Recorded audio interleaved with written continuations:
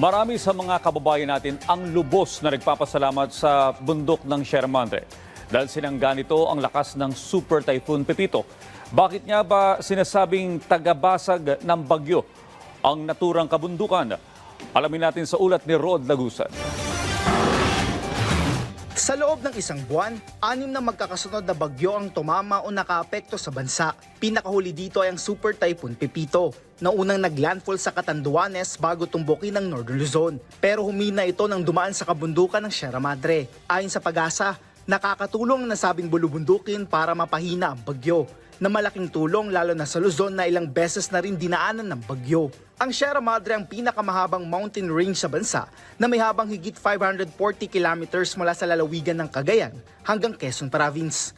Malaking bahagi nito ay ang interaction ng bagyo sa lupa na nakakatulong para humina. Ito'y lalo na dahil malawak ang kalupaan ng Luzon kung ikukumpara sa maliliit na isla sa ibang bahagi ng bansa.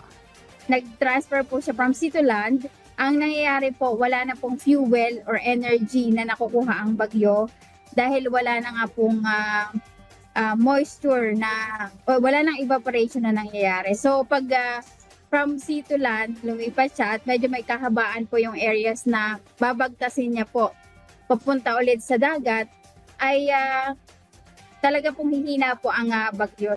Samantala, inaasahan na nasa 1 o hanggang 2 bagyo pa ang posibleng maitala sa susunod na buwan o bago matapos ang taon. Rod Lagusad, para sa Pambansang TV sa Bagong Pilipinas.